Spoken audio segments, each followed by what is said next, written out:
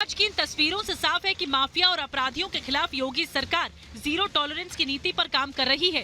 सरकार ने माफिया को मिट्टी में मिलाने का जो निर्णय लिया था, उसका असर धरातल पर साफ साफ दिख रहा है। प्रयागराज के लूकरगंज में 1 साल पहले योगी सरकार ने अतीक अहमद के कब्जे से अवैध जमीन को मुक्त कराया। उसी जमीन पर सीएम योगी ने गरीबों के लिए बनने वाले आवास का भूमि पूजन किया।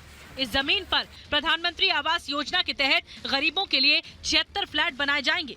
इस मौके पर सीएम योगी ने कहा कि अब किसी माफिया की हिम्मत नहीं है कि वो किसी गरीब की जमीन पर कब्जा कर सके।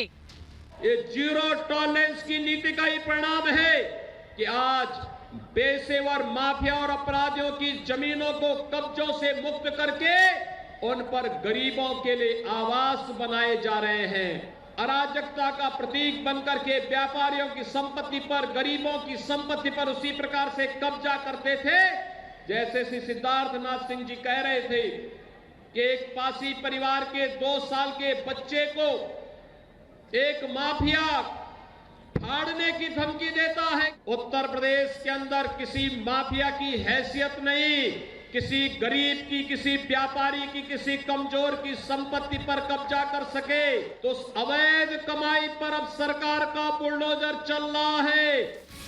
प्रयागराज से पहले कौशाम्बी में जनसभा को संबोधित करते हुए सीएम योगी ने कहा कि माफिया से जमीन मुक्त कराकर गरीबों के लिए आवास बनाने का काम केवल प्रयागराज तक ही सीमित नहीं रहेगा, बल्कि इस अभियान को पूरे प्रदेश में चलाया जाएगा। जिन पेशेवर माफियाओं ने पिछली सरकारों में गरीबों की, व्यापारियों की सरकारी संपत्ति को हड़प करके बड़ी बड़ी हवेलियां बनाई थी, आपने देखा होगा प्रदेश सरकार का बुलडोजर तक चला तो ये सभी बड़ी बड़ी हवेलियां नीचे गिरती हुई दिखाई दी। और ये केवल प्रयागराज तक सीमित नहीं होगा, प्रदेश के सभी 75 जनपदों में ऐसे ही गरीबों के पास, जिन गरीबों के पास कोई जमीन नहीं, कोई मकान नहीं, उन गरीबों को माफियाओं से मुक्त कराई गई जमीन पर आवास की सुविधा देने का कार्य सरकार करेगी।